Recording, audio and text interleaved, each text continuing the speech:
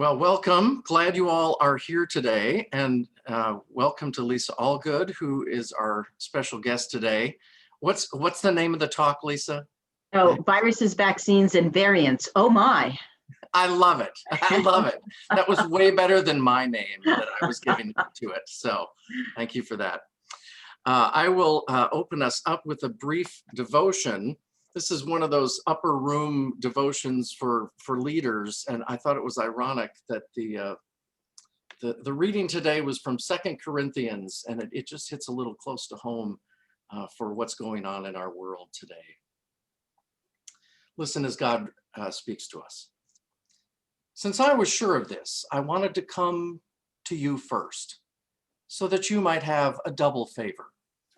I wanted to visit you on my way to Macedonia, and to come back to you from Macedonia and have you send me on to Judea. Was I vacillating when I wanted to do this? Do I make my plans according to ordinary human standards, ready to say yes, yes, and no, no at the same time? As surely as God is faithful, our word to you has not been yes and no. For the Son of God, Jesus Christ, whom we proclaimed among you, Silvanus and Timothy and I, was not yes and no, but in him it is always yes. For in him every one of God's promises is a yes. For this reason, it is through him that we say the Amen to the glory of God. But it is God who establishes us with you in Christ and has anointed us, putting his seal on us and giving us his Spirit in our hearts as a first installment. This is the word of the Lord. Thanks be to God. I thought it was interesting, if there's ever a time that we've lived in a yes, yes, and no, no world, it would be 2020 and 2021, right? It is a challenging time, but ultimately God does have a yes for us, doesn't he? And I'm glad that Lisa is here with some good news and talking to us about vaccines and variants. Let's open with prayer. How good it is to know you, my Lord, as the one who ever lives to make your promises good. In this confidence, we now gather in your name. Amen. Well, Lisa, I emailed everybody, at least in this presbytery, the 7 documents that you had passed on, or six documents, I think, including the Pfizer, the Mrna sheets, all that. Did you all get those? I see some yeses. We have them, but we have not been able to view them appropriately. Right. But go ahead, Lisa, take it away. I don't have set questions or anything. I just thought you could share with us. I can do whatever you need. I'm not sure how many people on this call. First of all, thank you for having me. And Matt, thank you for that devotion. That just really touched me. And I needed that today. So thank you. I'm not sure how many of you have heard my spiel several times before, because it's been a year now, hasn't it? So I wasn't going to go back to the beginning about everything about coronavirus and all of the morbidity rates and the mortality rates, but just sort of catch us up to where it is now, if that's okay. And if you've got questions that take it back, okay, then I'll just keep going. Back in, I guess, November, I said that CDC was predicting that at that point we were about 1 in 22 people in the US were infected. And they were saying that if the spikes they expected after Thanksgiving and Christmas came true, we could expect 1 in 3 by March. And people just recoiled in horror because I told them to look left and look right. Well, right now we're about at 1 in 11 people across the United States infected. And if the spikes after Super Bowl come, or variant spikes come, and we'll talk about that separately, we're still predicted to be potentially at 1 in 3 by March infected. Now, if you remember, 40% of those people who are infected never show a symptom, so they may never know it, which makes it hard for us to count actually how endemic the virus is. But I will say right now, Los Angeles and Florida are at 1 in 5 people are infected. And so we are sort of inching there. We're still at about 2,000 to 3,000 deaths per day. We're still at about 200,000 new infections per day. those are going down, but right now that's fairly steady. And right now, if you're at 88,000 new cases a day, and of course that depends on what part of the country you're in, that's basically one every second. So it's still running rampant through the United States. We are not done with this by a long shot. Globally, World Health reports about 110 million confirmed cases globally, 2.4 million reported deaths. All 219 countries are involved. There's not a country that has not been touched. Although I did get an article the other day from Matt knows, a really good friend of mine is a National Geographic photographer. So I've been all over the world with her. We went to Bhutan a couple of years ago, and she sent me an article that says Bhutan has had one confirmed case of COVID, and then laid out exactly what they did. Now, they are a very isolated Himalayan country, but laid out all that they had done to contain it, which was actually quite impressive. In the US, we're at more than 28 million confirmed cases and about 492,000 deaths. So right now, someone dies from COVID about every 15 seconds. The variants are coming. Right now, someone in the World Health Organization believes there's more than 4,000 mutations that have emerged. Now, not all of those are significant. Not all of those will become part of the family of coronavirus. Right now, there are 8 that are spreading. You've all heard about the UK one. That's now in 35 states in the United States. It's not in Ohio yet, but it's coming. So it's going to be here. The UK variant is way more highly infectious. It's about 10 times more infectious than the native coronavirus. It is also more virulent. It does cause more disease, even though initially they said they did not believe that it did. Right now, it's double 10 days in the United States. That's how fast this thing is infecting people. And it's just a mutation on the spike that allows it an easier entry into the cell. The South African mutation is also more infectious, not quite that high, but appears to have mutated a critical part of the protein spike that may make it, and has been shown to make it, more resistant to the vaccines. Although the current vaccines, the Moderna and the Pfizer and the J&J, all seem to cover these mutations, the ones that we're going to talk about today, they cover them at a slightly lower effective rate. Right now, the South African mutation, there are 2 of them. The most prevalent one is in several states on the southeast coast, Maryland, Virginia, South Carolina, into Florida. I have not seen that it's gone faster than that. One mutation, like I said, is covered by existing vaccines that have reduced efficacy. The second South African virus is not covered at this point, as best we can tell, by the current vaccines. It also doesn't look as if it has spread much out of South Africa. Although I did read today, Tanzania is not vaccinating anybody. So I guess I'm not going over to Kenya anytime soon. There is a mutation that has come out of Brazil. It is more highly infectious. It is more highly virulent, more disease. The vaccines do cover it, but at an even more reduced state of efficacy. Right now, it's been found in 2 states, Oklahoma, sorry, Matt, and Minnesota. It's not spread past there. And the person in Minnesota actually had just come back from a business trip to Brazil. We don't know where the Oklahoma came from. There is a mutation in California that has arisen that is unique. It's not surprising, guys. This is what viruses do. They evolve, they mutate. They do this all the time. It's why you get an annual flu shot. There are also additional mutations from Brazil, but there are also now 6 other mutations that are beginning to emerge in parts of the United States. They are not widely understood. They have not been tested against the vaccine. They do not appear to be more infectious, but obviously the virus is changing. Someone on a previous call had asked me if these viruses mutate in response to the vaccine, and the answer is no. The vaccine has nothing to do with it. These are normal evolutionary processes for anything, but viruses happen to do it very quickly. They are opportunistic in the sense that those that are more effective or more efficient, I might say, especially with infectivity, will spread faster, and so they become more prevalent. So it is a normal part of the biological process. I think the other thing that's really important to know is as these variants begin to emerge around the United States, and we've talked about this a little bit before, that people younger than 21 account for about 1/4 of the population in the United States.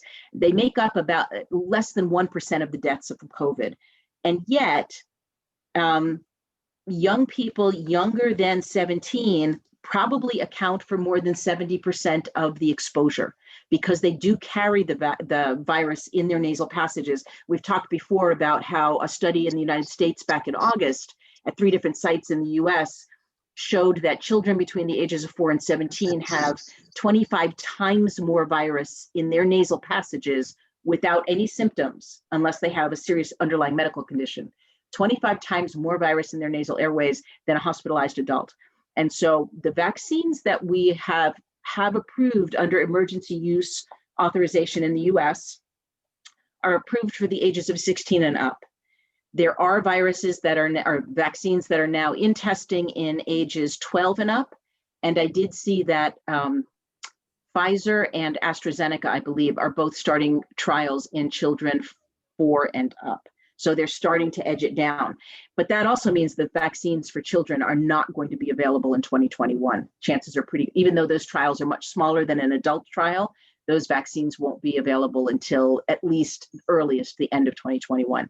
So that population that carries the most significant exposure is not going to get vaccinated the way that adults are getting vaccinated. And so on a population basis, on an epidemiologic basis, you can understand that this virus is going to be around and circulating in the population for a very long time.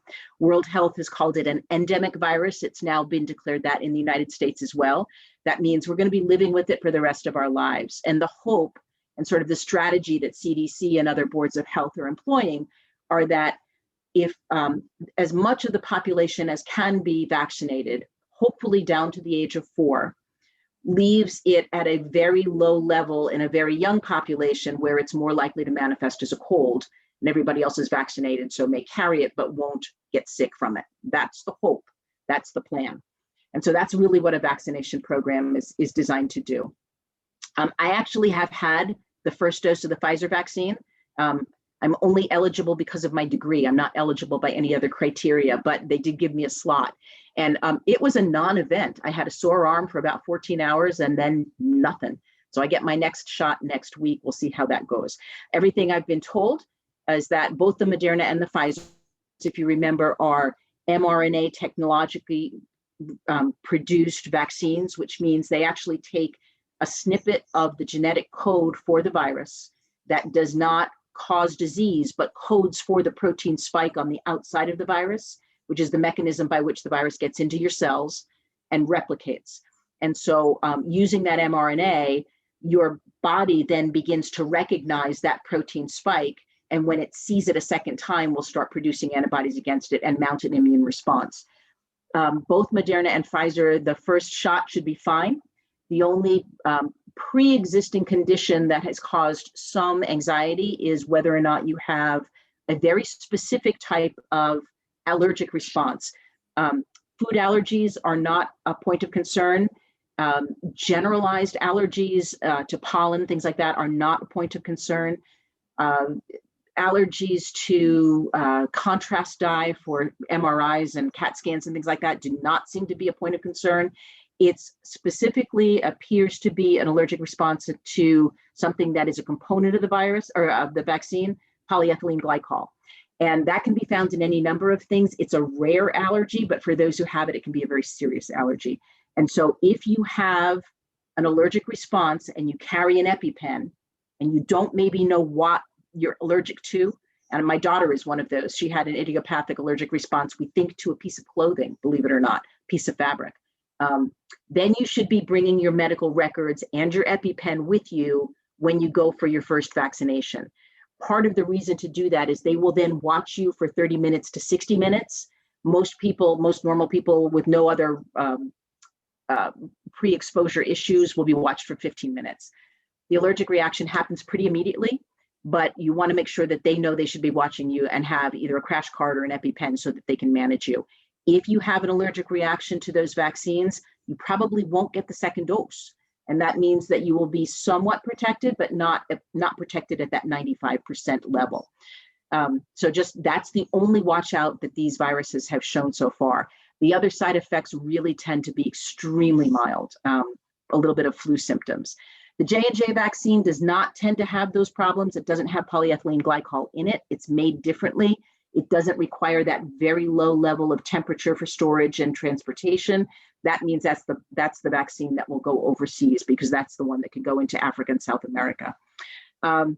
Both of the mRNA technologies, Moderna and Pfizer, have been approved in the EU, as well as the UK, as well as FDA. We have to separate those now because of Brexit.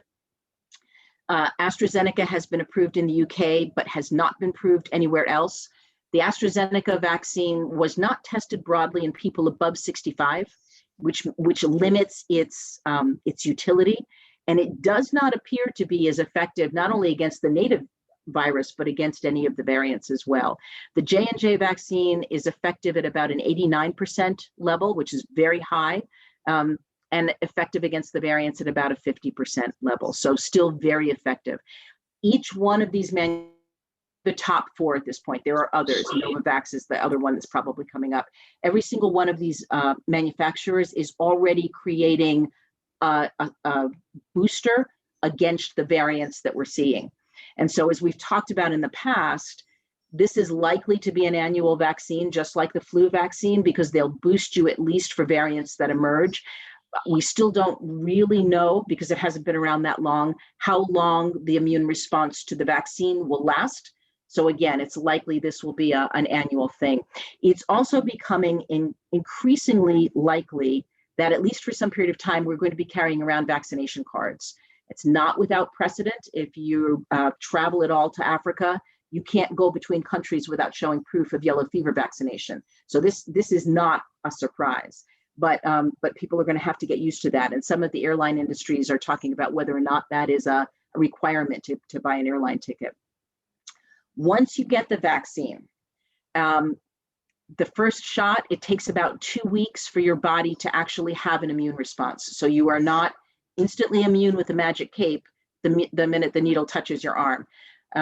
It really takes 2 weeks for that immune response to mount up. And after you get the second shot, which is the one that brings you up to 90 to 95% efficacy, it will still take another 2 to 4 weeks for full immunity to develop.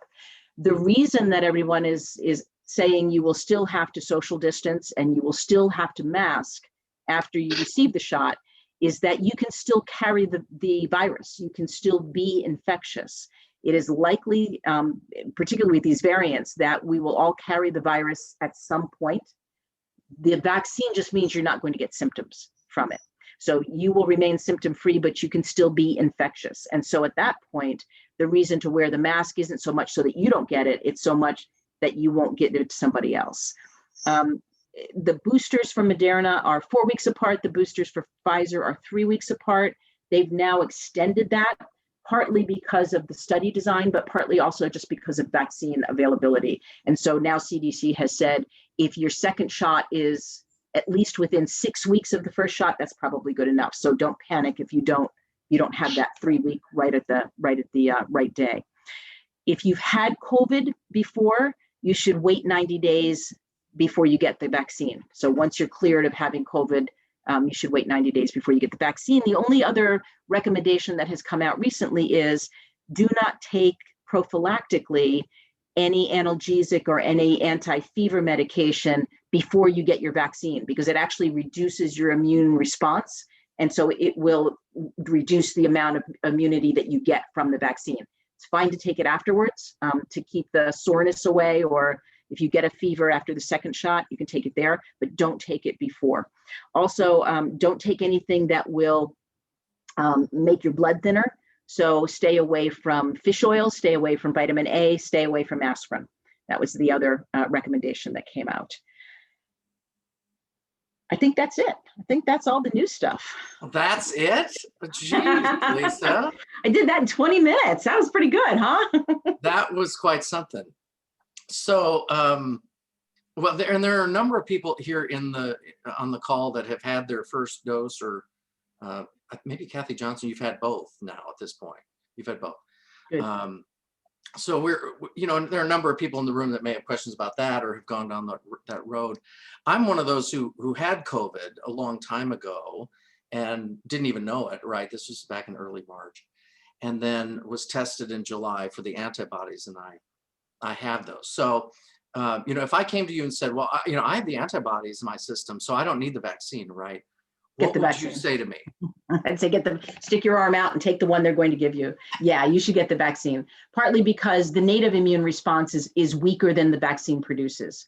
So when the initial studies came out, probably around July, about the time you had your antibody response test, we knew that a native infection produced protection for about 12% of the population who had COVID past 3 months.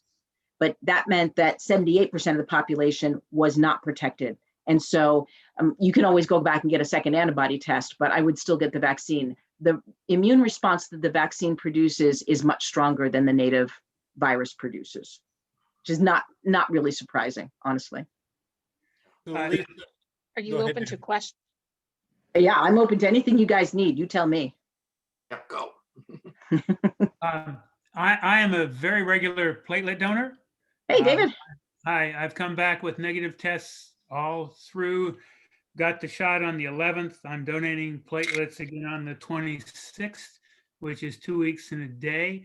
Will they want to begin using my plasma as convalescent plasma with the shot?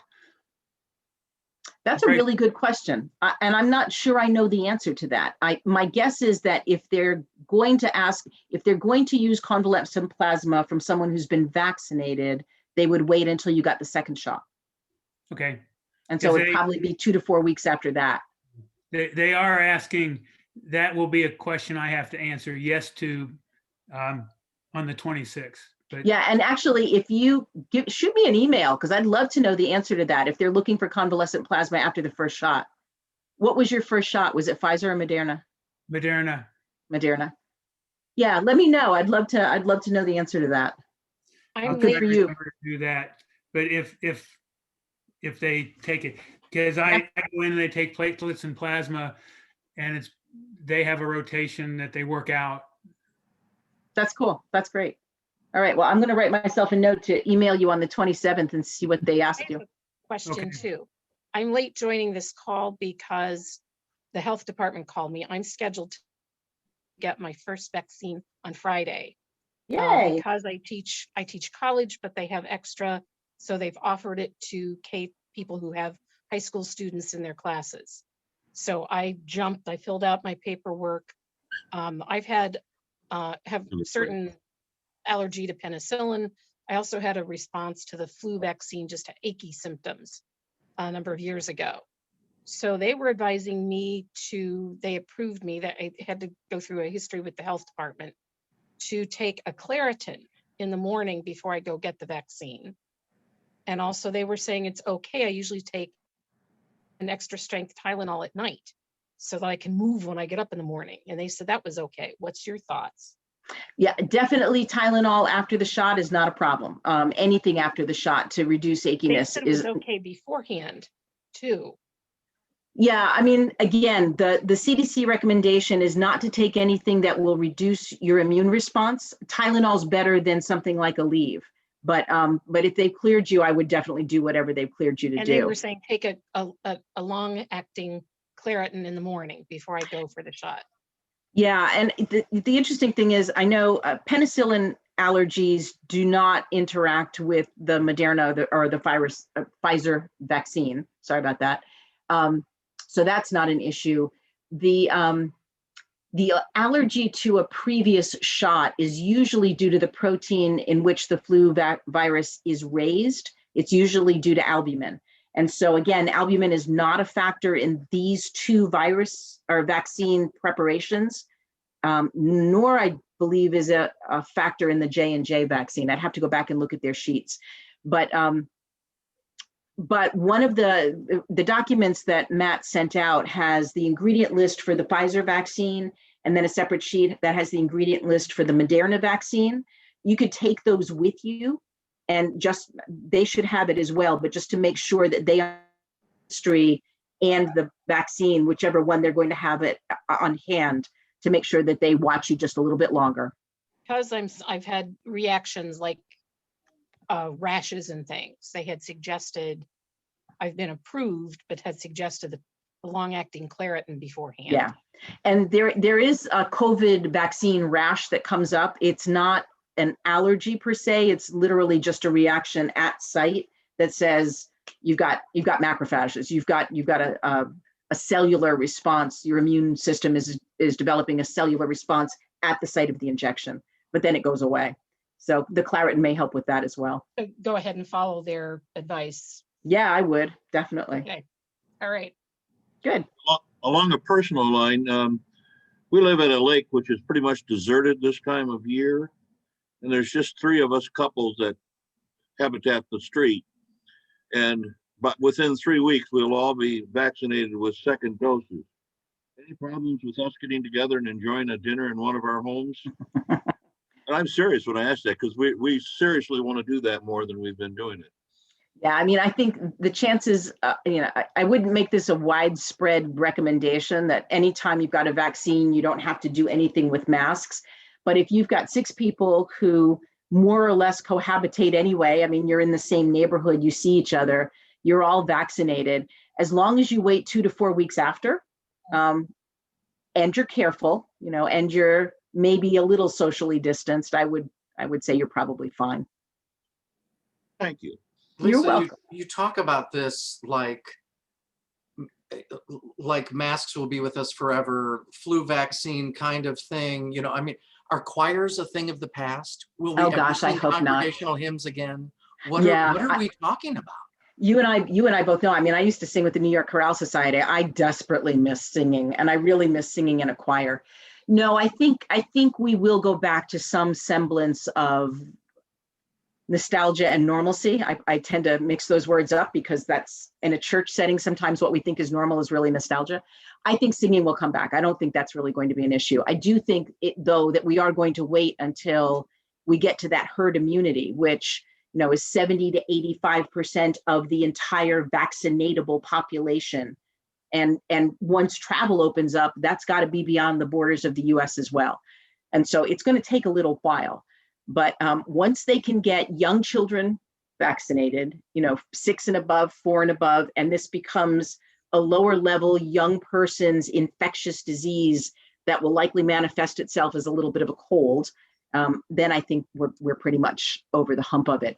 The only thing that would preclude that is if we get some variant that just is absolutely not covered by the vaccine in any way, shape, or form, and we get another COVID pandemic because of a variant.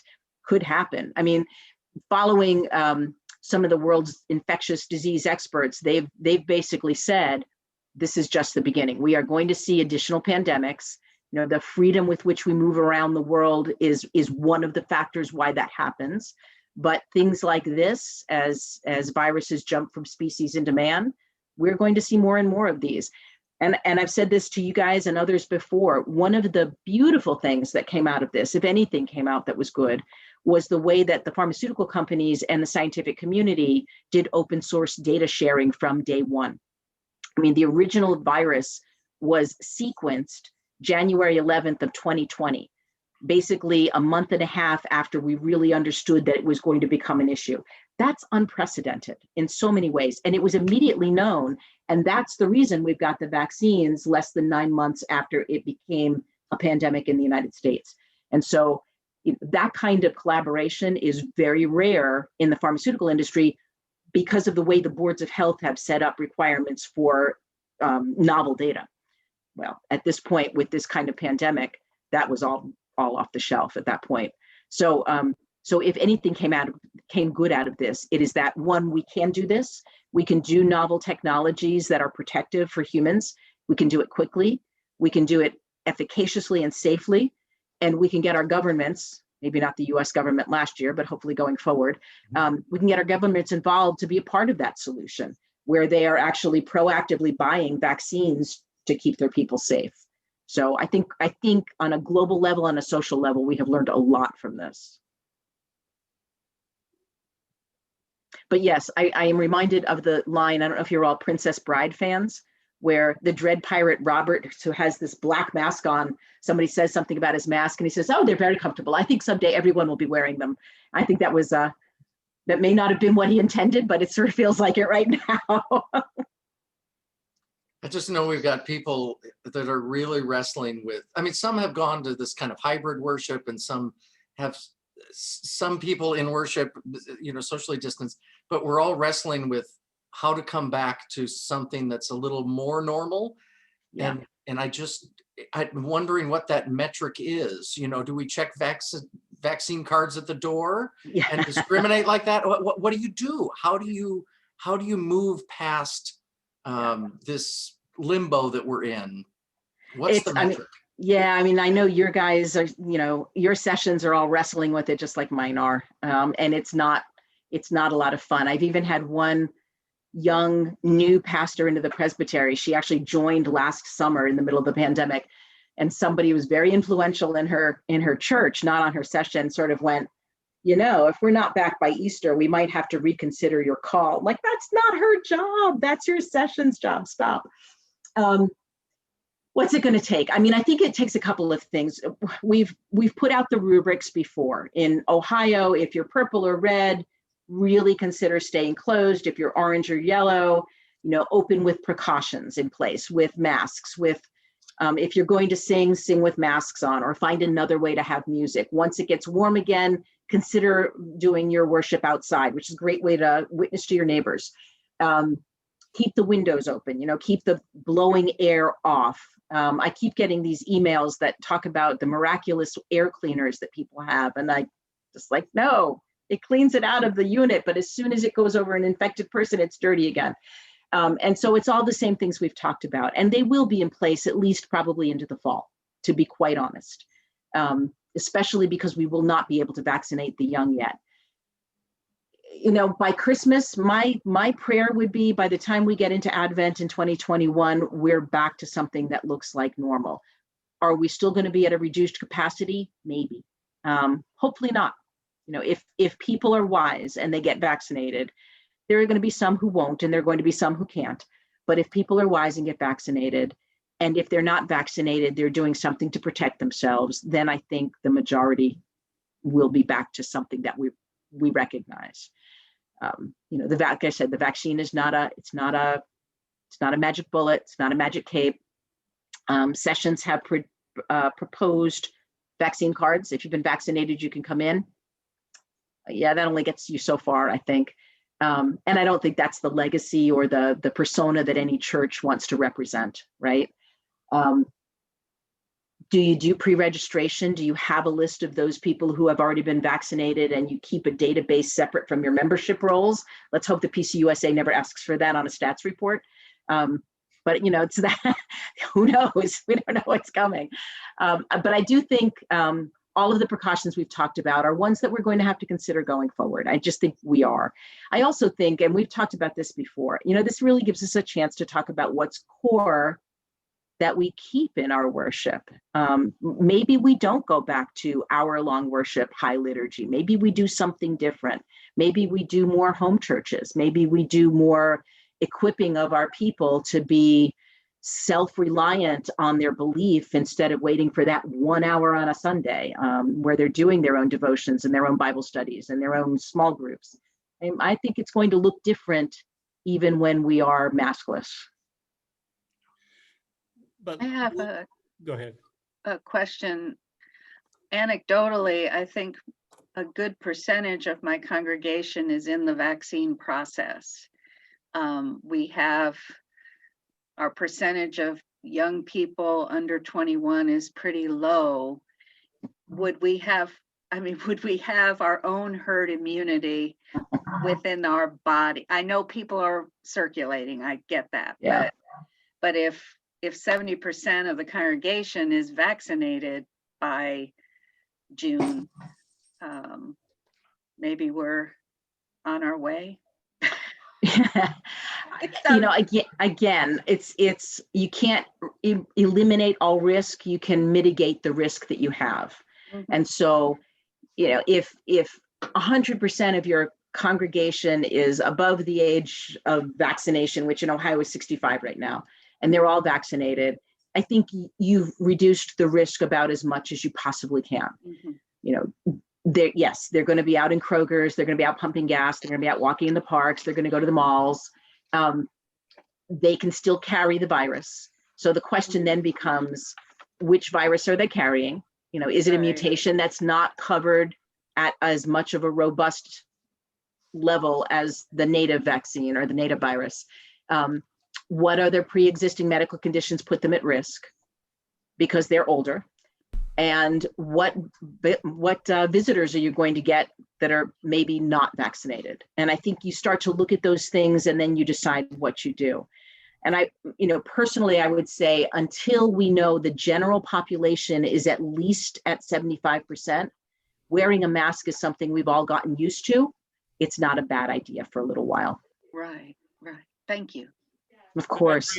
That raises a question for me, because you said that we're going to live with it for the rest of our lives. That's therefore a yearly boost.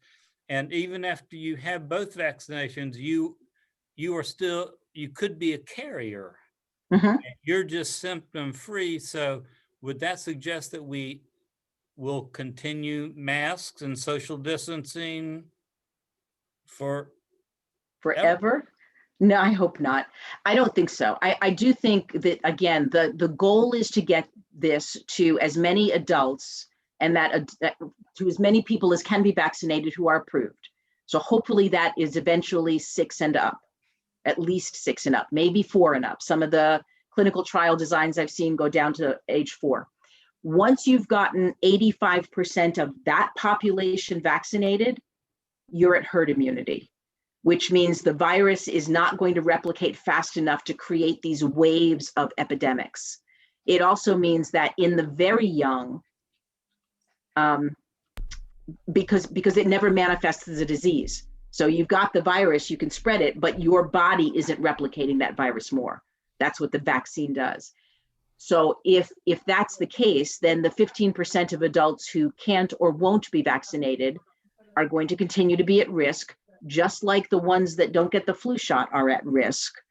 And the very young who may not get vaccinated or may never have a vaccine approved for their level will have it at a low level, because the children that get it tend to have absolutely no symptoms at all. Again, unless there is a serious underlying medical condition, in which case they're susceptible to everything. So the idea is, once the general population, age 6 and up, let's say, 85% is vaccinated, then you're at herd immunity, then those kinds of precautions are probably no longer needed.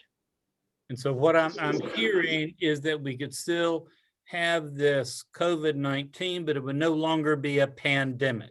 Correct.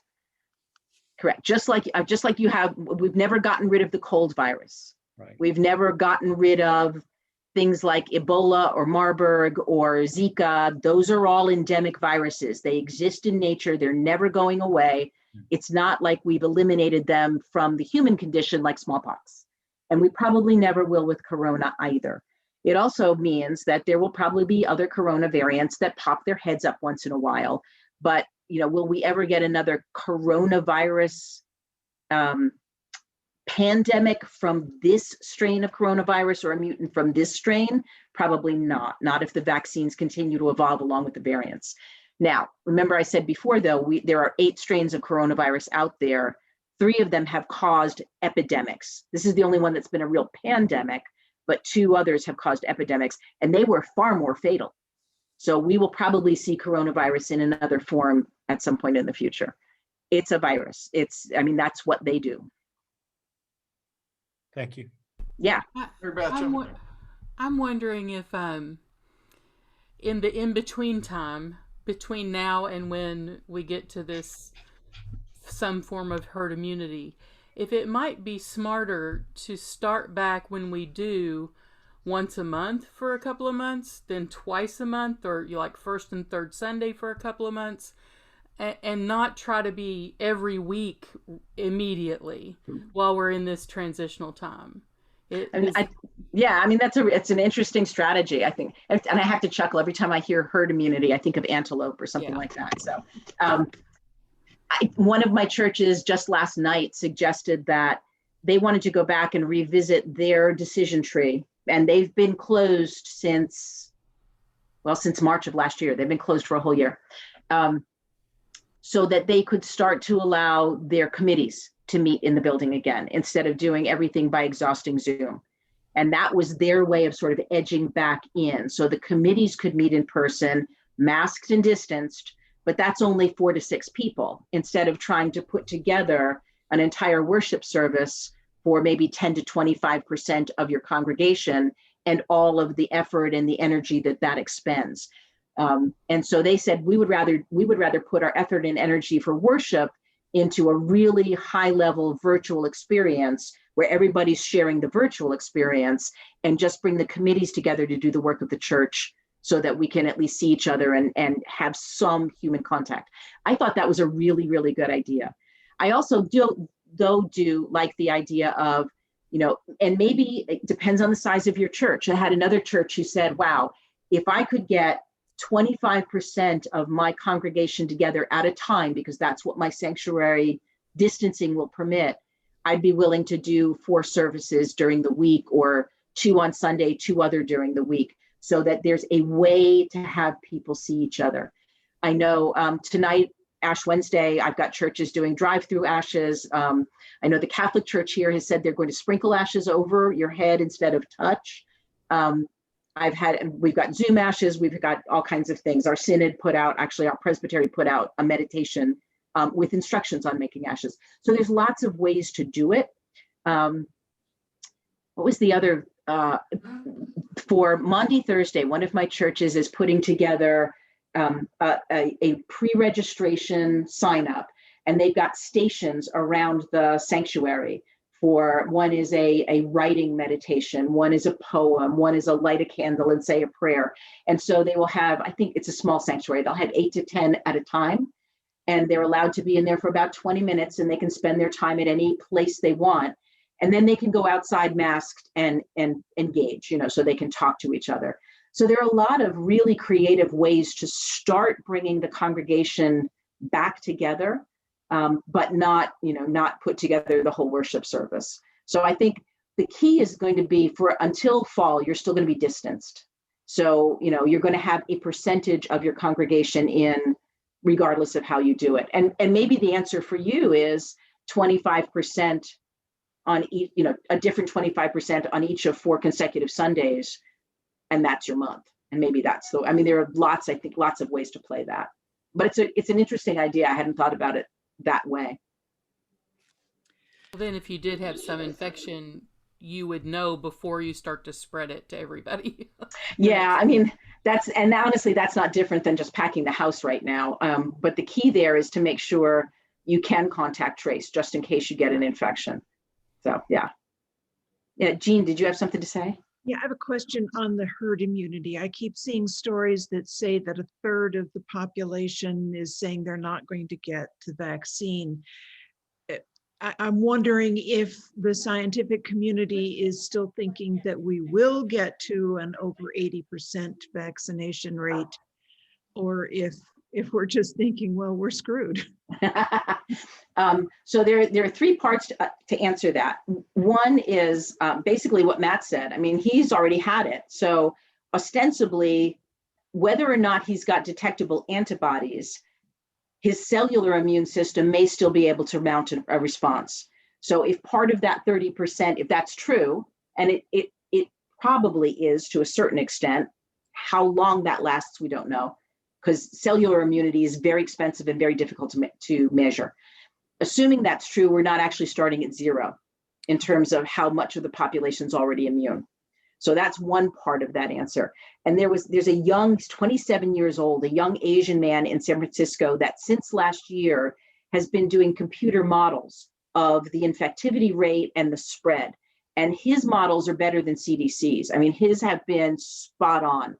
So there was an interview in The Atlantic not too long ago. Somebody took him aside and said, okay, what happens when at that point 50% of the population said, no way, I'm not getting the vaccine?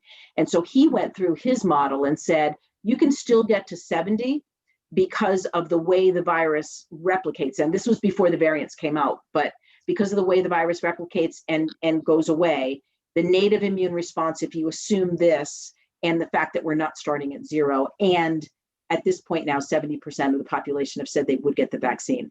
The last part of that answer is that when the vaccines were first announced as even going into the large-scale clinical trials, 75% of the American population said, no way on God's green earth am I going to take a vaccine that was developed that fast. But once the data started to come out, and I've seen the results from both the Pfizer and the Mrna studies, they're extremely safe and they are extremely effective. And so those little tiny amounts of serious side effects that you hear about are really blown way out of proportion. They really don't happen frequently at all. They're very rare. So at this point, we've gone from 75% saying they won't take it to 30% they're saying they won't take it.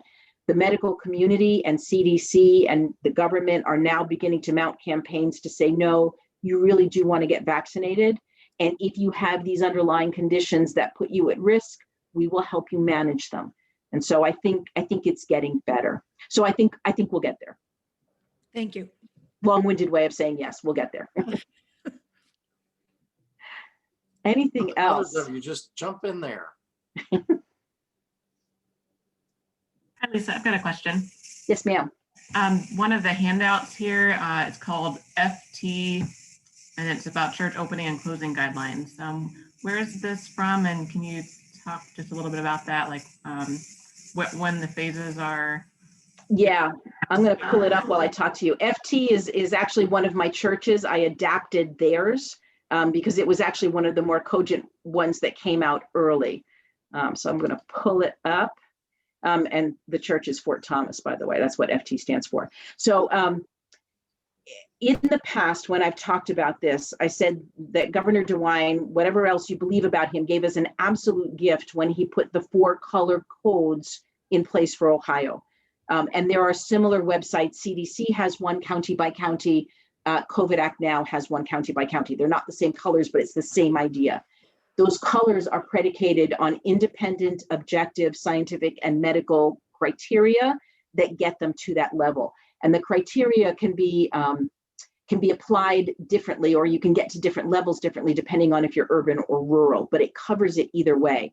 So what Fort Thomas did was take that, basically it's not replicated here, but their phase 1, their red phase was, if Ohio is at purple or red, this is what our phase 1 is. We are in restricted operations. So all of our worship's online, all of our ministries are online, all of our committees are meeting by Zoom, and the only people that are in the building are required staff at a minimum period of time. Phase 2 was when Ohio was orange. Phase 3 is when Ohio was yellow or clear. And so that's basically what they did. And that what they did beautifully, I thought, was lay out exactly then what that meant if the church started to open. So what I call them conditions of what needs to be true. So if they're in phase 2, then this would happen with marked exit and entrance doors. Would masks be required? And they must be worn in the sanctuary. This kind of specificity is just incredibly valuable, because then there's no question. You can't have someone who shows up at the door of the sanctuary on a Sunday when you're open and say, oh, I didn't know we needed masks. And then when we've talked to sessions about how to implement these kinds of things, because it's also sessions' responsibility then to police this, it's not the pastor's. Pastor's got enough to do. You either have to stand at the door with a mask and say, oh, here's one, please keep it on at all times. Or you also have to have the guts to say, I'm sorry, you can't come in. Our requirements are that you wear a mask. That's a really hard thing to say to a Christian. You can't come into church, but that's what this requires. So Carol, does that answer your question about sort of how to use this? Yeah, I thought maybe this was like a new document for all of Ohio or something. So thanks. Oh, no, this is just one of my churches made up. Yeah, gotcha. All of Ohio should adopt something like this, but not necessarily this one. But I think this one is particularly comprehensive. I just posted all the ones that I emailed to, I think, all clerks and all ministers. If some of you in the room maybe did not have them, they're there, including the Pfizer fact sheet, the Mrna fact sheet, all that. Yeah, and the other one, thank you, Matt, for doing that. The other one that's important is the understanding mRNA vaccines, because I've heard there's lots of apocrypha out there. If you can take a biblical phrase and apply it to science, right? Oh my gosh, it's genetic material. I'm going to be genetically modified. It doesn't get into your cells. It primes your immune system to recognize that piece of genetic code, but it doesn't change your genetic code. And that's actually part of the reason, Jean, why some people are going, I'm not getting that vaccine. Yeah. That's not how it works. It's just a misunderstanding about what the vaccine does. Other thoughts? We have a couple more minutes. Lisa, you are amazing. It's amazing Thank to you. have It's great as a to colleague. It's been fun. It's great to see you again. I've seen you guys a couple of times, and you know what? If you've got questions or you've got sessions that are struggling and you need somebody to say no, you know how to get a hold of me. So thank you. Yeah. Stay That's warm, very stay helpful. dry, stay blessed. Thank you for being a part of this today. Of course. You guys be good. Take care all. See Take ya. care. Blessings. Well done.